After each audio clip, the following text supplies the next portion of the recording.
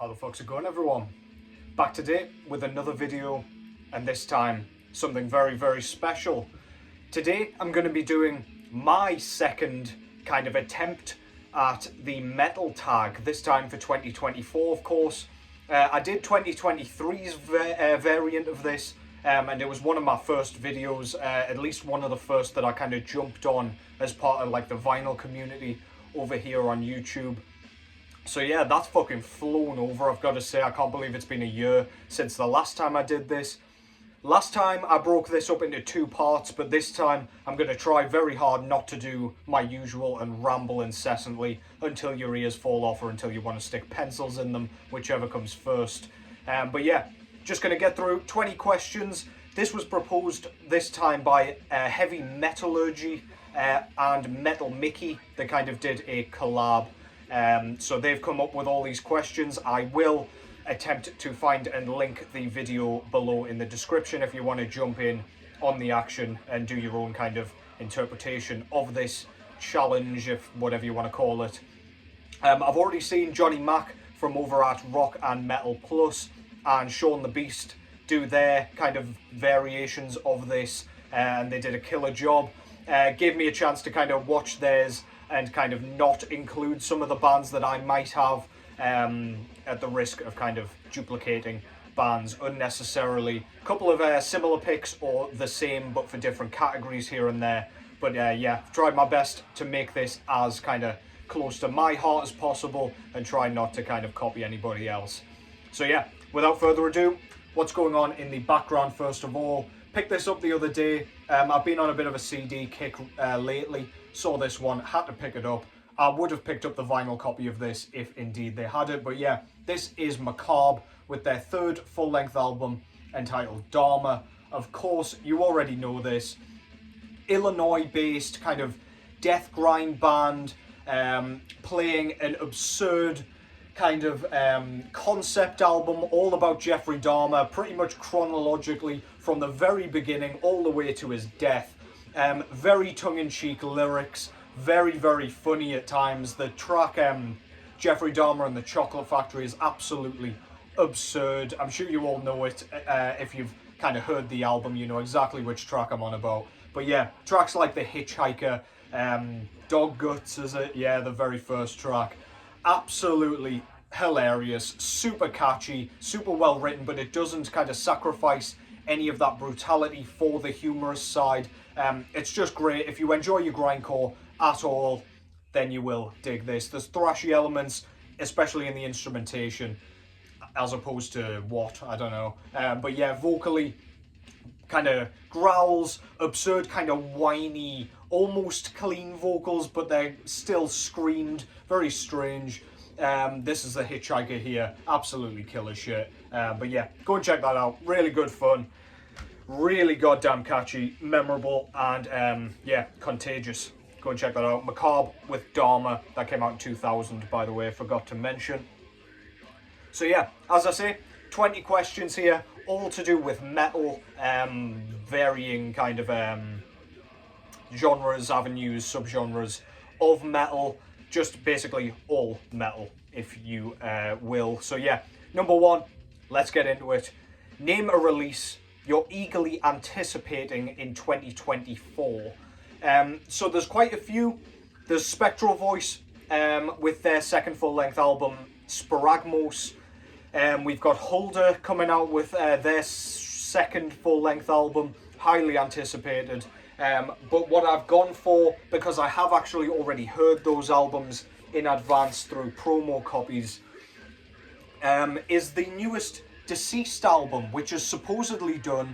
It's going to be called Children of the Morgue, I believe, if I've gotten that correctly. I've noted it down as such, but I believe the album's finished. It will be coming out through Hell's Headbangers, I believe.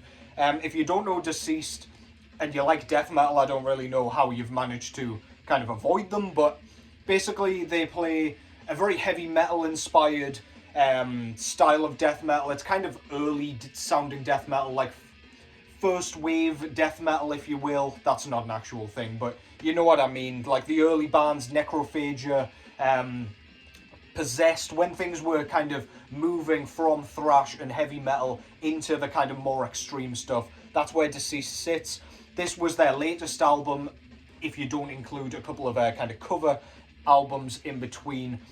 This came out in 2018, so we've been waiting a little while for the new one, but I'm expecting very, very good things. Deceased with Children of the Morgue, that'll be their 8th full-length album, I believe. Again, excluding any cover albums. I'm not going to faff around with any of these. Jackets, sleeves, whatever you want to call them. Spit your words out, boy. Number 2, Chinese New Year, this one's called. And basically, the premise is 2024 is the year of the dragon.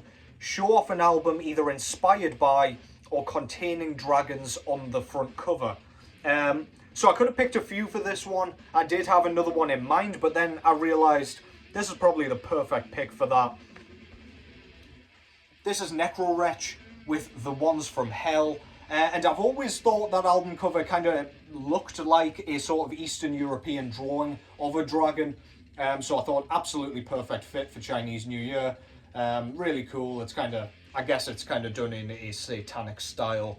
But yeah, I've always kind of hated the cover for the style, which is another category coming up. Probably could have used it for that as well. But yeah, very fitting for this category and a really cool album. Kind of black and death metal from France. Very, very good. Check that out if you haven't already. But yeah, there's your dragon for you motherfuckers.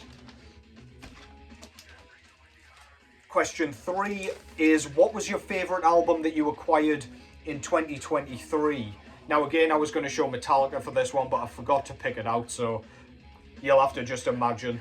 But yeah, actually what I would pick is an undeniable gem and an absolute grail for me.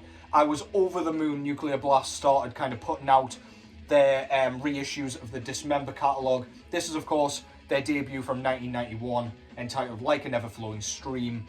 Swedish death metal classic, Boss HM2, kind of punky on this one, a lot thinner in production than the albums that would come afterwards, which would be kind of steeped a little bit in the more death and roll kind of stuff. But yeah, this is an absolute fucking banger, an absolute godsend of an album. Can't get much better written than this, in my opinion. The first track, Override of the Overture, is absolutely one of the best death metal tracks of all time. Never mind just Swedish death metal tracks. Yeah, kind of hardcore yells. I don't know kind of if there's any relation, but in the Swedish style where they're kind of half yelled, half growled, half screamed. But yeah, this thing's brilliant. Some killer solos. You already know it. I don't know why I'm even trying to describe it. Yeah, definitely that one for my favourite of 2023, or favourite album that I've acquired in 2023. Question 4. Was there a title in 2023 that you were satisfied with purchasing digitally and not on physical media? Now, with me, I don't buy things digitally. It's either I like it enough to pick it up physically, I don't like it enough to pick it up physically, and I won't buy it digitally. I've forgotten about it, and therefore I don't have it physically, but therefore I haven't bought it digitally, or I don't have the money for it. So things like Storm of the Light's Bane by Dissection falls into that category for me, because I just want to hold out for the vinyl copy of that whenever whoever owns it puts it out finally again. Hint, hint to whoever the fuck is keeping that kind of locked away in a cupboard, but I digress. But an album that I didn't enjoy enough to kind of pick up physically is definitely Frozen Souls' Glacial Domination. Got a ton of hype, like their first album did. I do own the first one, but I found it to be just straight bolt throw worship, to be honest, and therefore not really worth picking up a second time. I found the album was a bit more thinly produced and a bit tinny, to my ears at least, which I've not really seen anybody else pick up on, but that might just be my tastes, I don't know. But yeah, just didn't blow me away. Didn't buy it digitally, but then I didn't buy anything digitally, so take from that what you will, I guess. Bit of a kind of a toss away question for me, but never mind, that's my answer. Question 5. Show an album that musically does not match the cover art. Now, I had a few albums pulled out for this, but I've gone with this one just because I don't show it very often, and it definitely fits that goddamn category. I nearly picked out a Carcass album, but instead, I've gone with this one. This is Mephitis, out of the US, with their sophomore full-length album entitled Offscourings. Believe it or not, this isn't a prog album, it's actually a black and death metal album. Can you believe? It's kind of weird, it is almost experimental, which would, I guess, fit your kind of prog assumptions by the cover, or my prog assumptions. But yeah, that just does not scream black and death metal to me at all. Could be anything really, but yeah, it's done in a very kind of Bohemian Rhapsody sort of way. Don't know if I like it. I certainly don't like it for the style, and yeah, I couldn't really pull out a more fitting cover that does not fit the music at all. But yeah, killer shit. Don't see many people talking about it, so yeah, give that a whirl. Mephitis with Offscourings. That came out in 2021, by the way. Question 6. Who is the metal artist you own the most albums by? So this was a toss-up between two bands, and those bands were Revenge from Canada, and this band, Bolt Thrower. I own the entire catalogue. I honestly thought I owned more albums than kind of 8 for like a few other artists, but apparently not. Bolt Thrower is my most sort of plentiful band in my collection. I've pulled out my least favourite album by them. This one could have gone in the feels way too long album category that's coming a little bit later, spoiler alert. But yeah, the mighty Bolt Thrower from Birmingham deservedly is the one represented most in my collection. Question 7. Show an album you blind bought in 2023. Now, I'm not a guy who tends to blind buy things. I just think it's a waste of fucking money, generally. Unless I know the band and I'm like 90% sure I'm going to like the album. But this one was a total blind buy. I do like the band already. But yeah, this one, it sounded a bit different to their previous work based on the description and everything. The album in question is Spider God's The Killing Room, the sophomore full-length album. By the description in the email for this kind of early release version, he explained kind of what was going on. Said there was like a 10-minute track on here which is completely outside the box for this band. But yeah, blind bought and it paid off. But yeah, as I say, blind buying doesn't always pay off, and I'd much rather spend my money on stuff that I definitely am going to like, because I fucking work hard for my money. So yeah, I don't want to just throw it in the bin with like terrible albums just for the sake of filling out my collection, because I mean, at this point, regardless, I don't really need to be doing that. So yeah, Spider God, The Killing Room.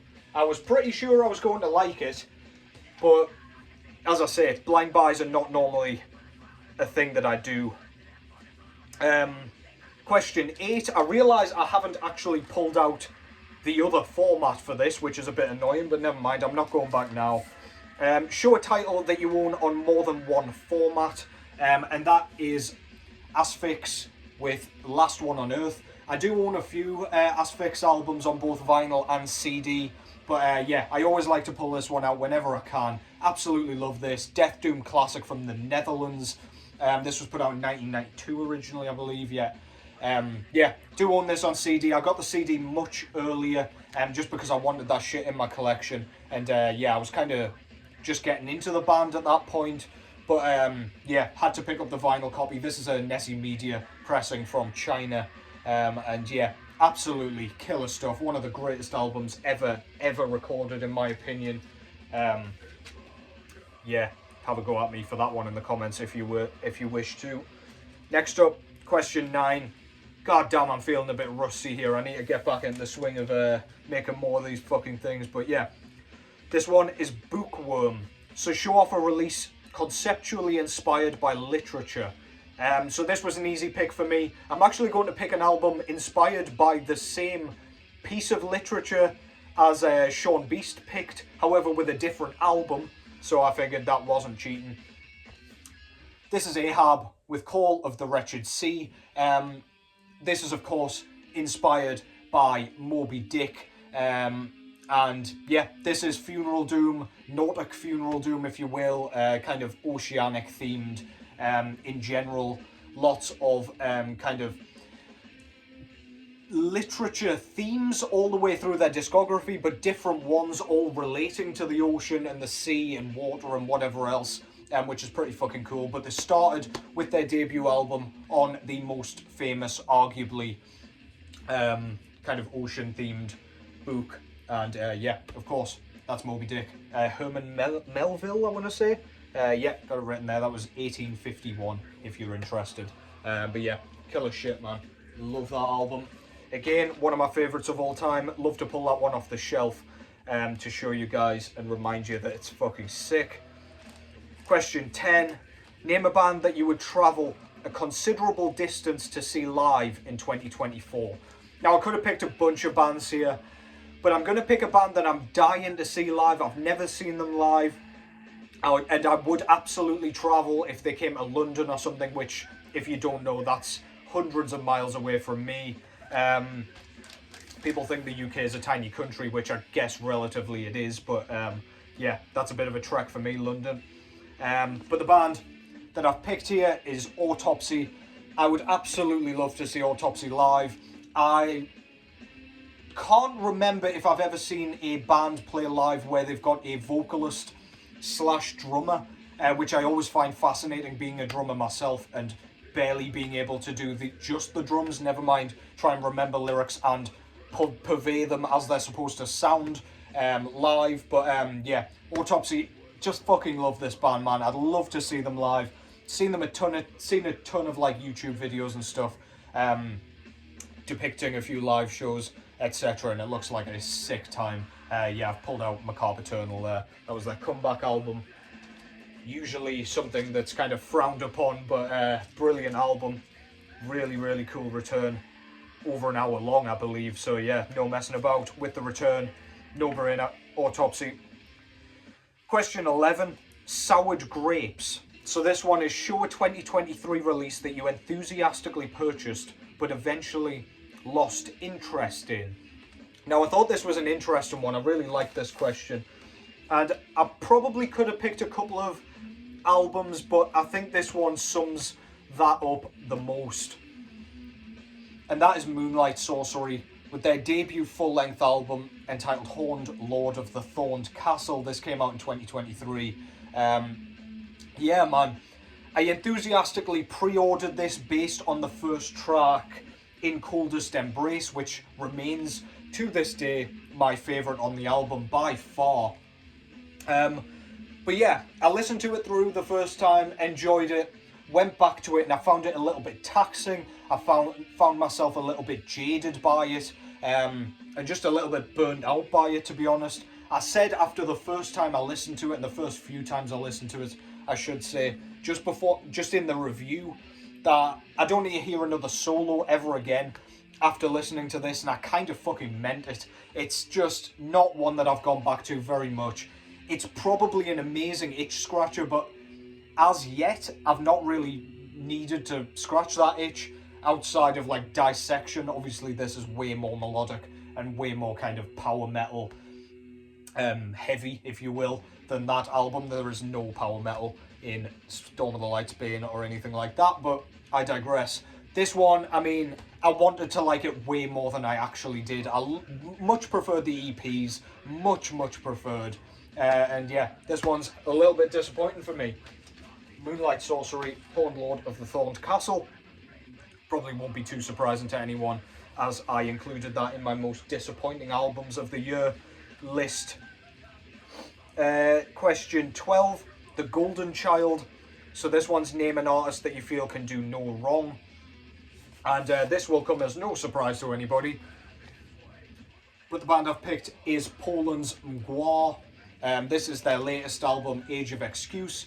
And if any of them that I wasn't going to like quite as much, it would have been this one, because it pretty much just follows that formulaic exercises in futility kind of style. It's got the same lyrical themes, it's got the same song structuring, it's got the same number of tracks, I believe. Tracks aren't on the back. But yeah, like Age of Excuse 6 follows the exact same structuring as Exercises in Futility 6. So yeah, it's just very, very structured and formulaic and measured. But yeah, I don't think there's a single release that this band can come out with unless they do something completely wacky in their next outing that I would find disappointing, even in the slightest. So yeah, Mgła out of Poland.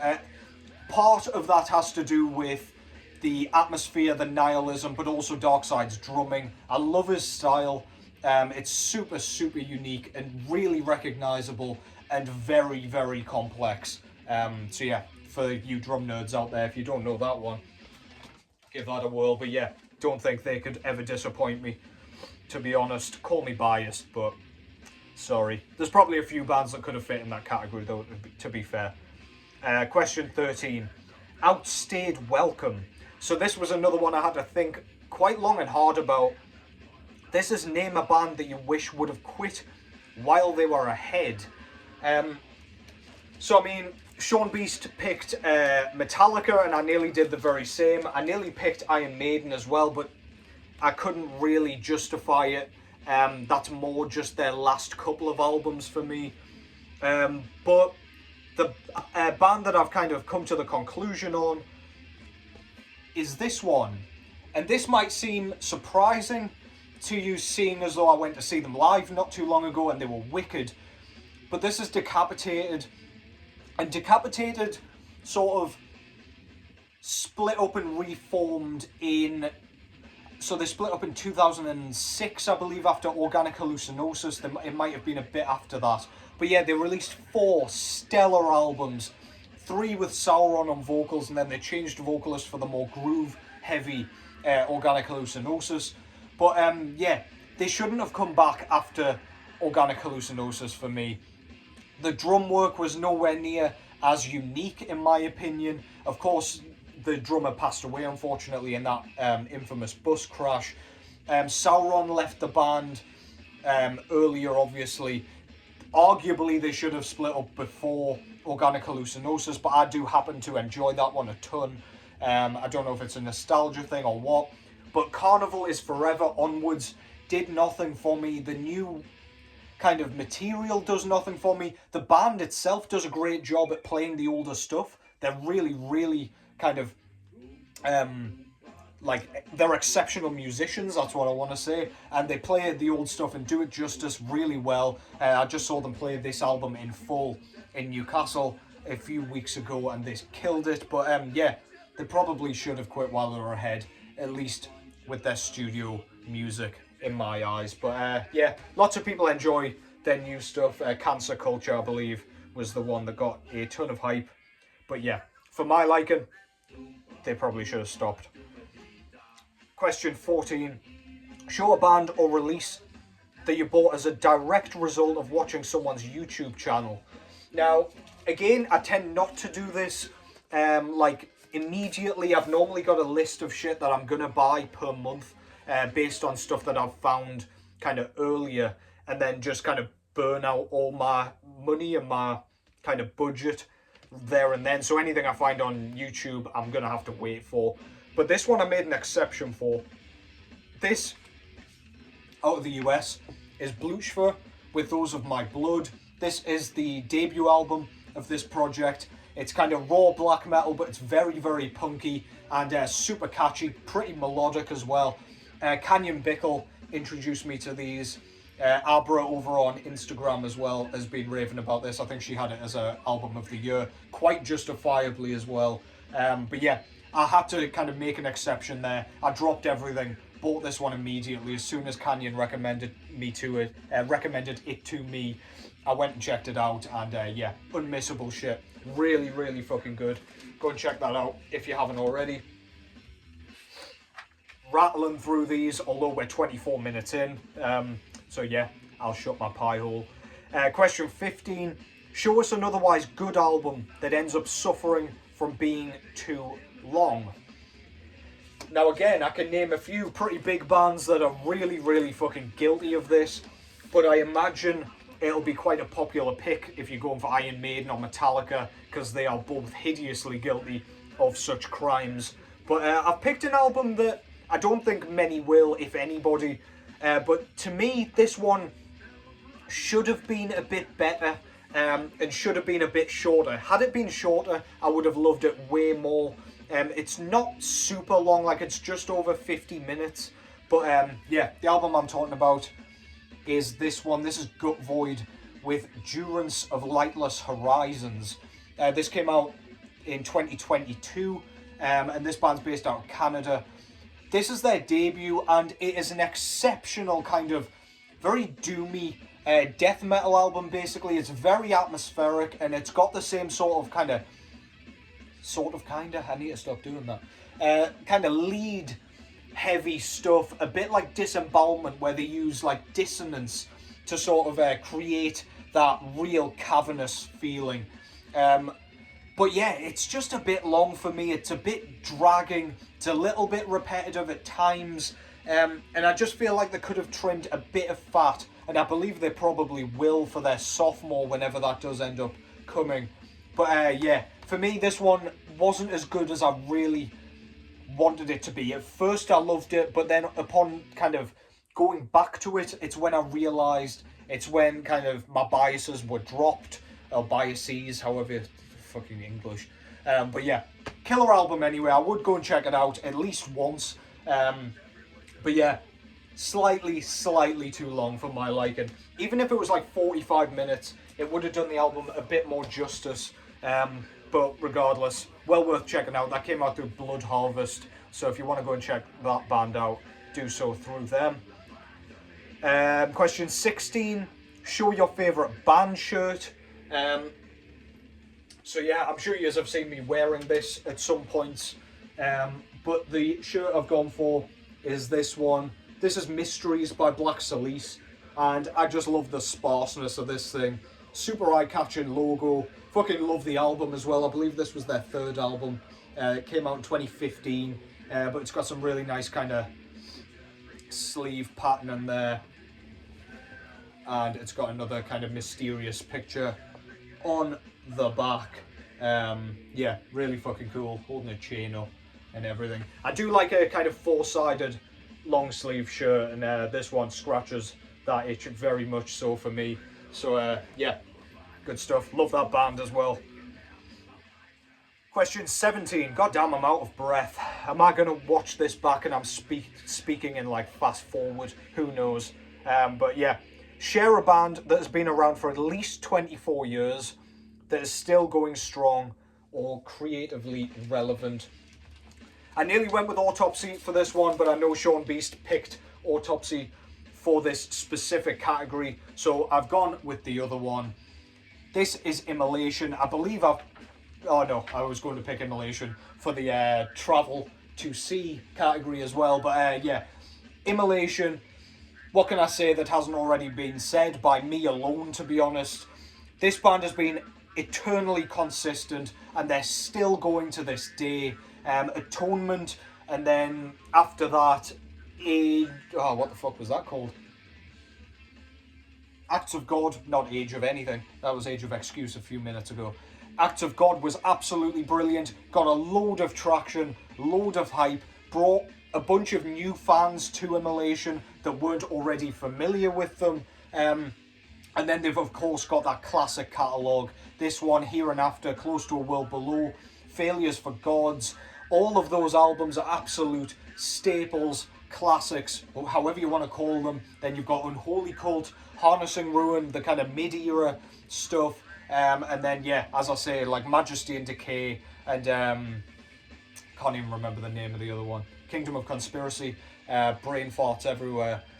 They were all brilliant. Absolutely fantastic band. Can't name a bad album from their catalogue.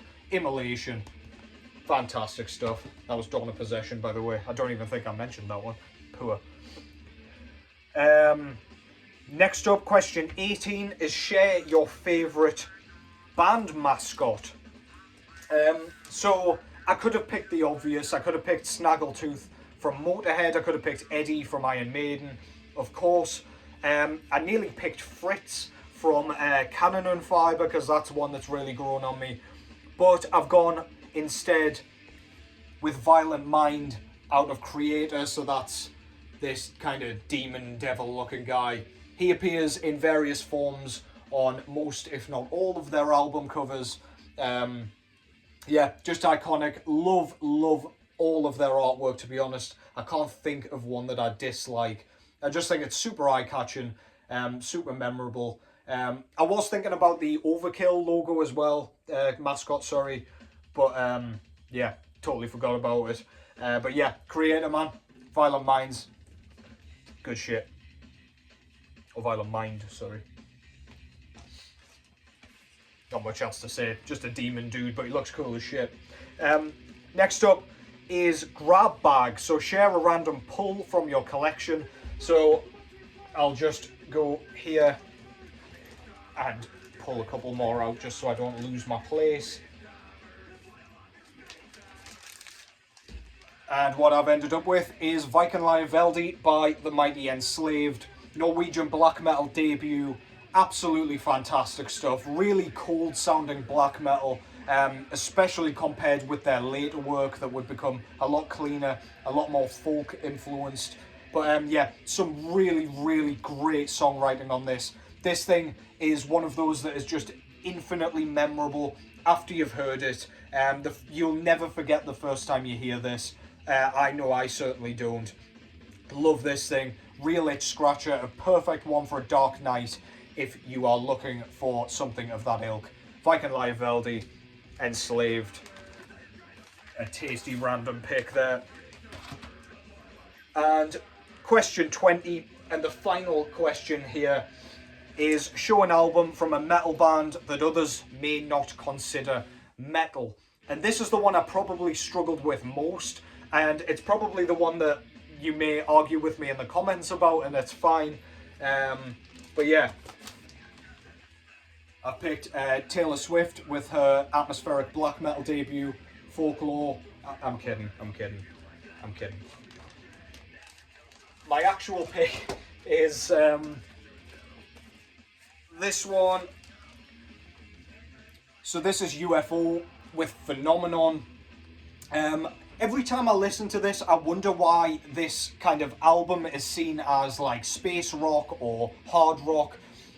There are, of course, lots and lots of hard rock elements to this, but to me, you can really see where like bands like Iron Maiden got their sound, or partially at least. They must have been like partially inspired by this project. This album itself came out in 1974, by the way, and yeah, this is a British rock band, but this album to me has a ton of heavy metal. We've got Dr. Doctor, the guitar tone, the playing on Rock Bottom, especially the drum work, super fast, super complex, super in your face, traditional kind of heavy metal vocals as well, or vocal performance. I'm not sure the name of the vocalist on this one. Phil Mogg did vocals, and actually I'll check the drummer while I'm here. Andy Parker did drums on this. Absolutely love his drum performance, and it's really rooted in what would be known as the heavy metal style. If you want to call it proto heavy metal, that's fine. But yeah, can't deny that's definitely got some metal in it. Even if there is a lot of kind of hard rock stuff, there's a lot of slower stuff, bluesier stuff, and kind of ballady sort of stuff. But yeah, killer album, and undoubtedly got some heavy metal leanings in there, whether you want to call it that or not. It's not really debatable for me. So yeah, hope you enjoyed that. I enjoyed kind of coming up with these. I love doing these sorts of challenges. Thank you to Heavy Metallurgy and Metal Mickey for kind of proposing this and coming up with the questions. Great job on the questions here. Yeah, hopefully that was somewhat coherent and you can actually hear what I'm saying. Felt like I was rapping fast through that entire thing. I'm almost passing out over here and sweating. But yeah, thanks so much for watching. I'll be back as soon as I can because I've got a bunch of shit turning up every single day. It's getting ridiculous. But yeah, that'll be all from me. Until the next time, take care as always, and I will catch yous in the next one.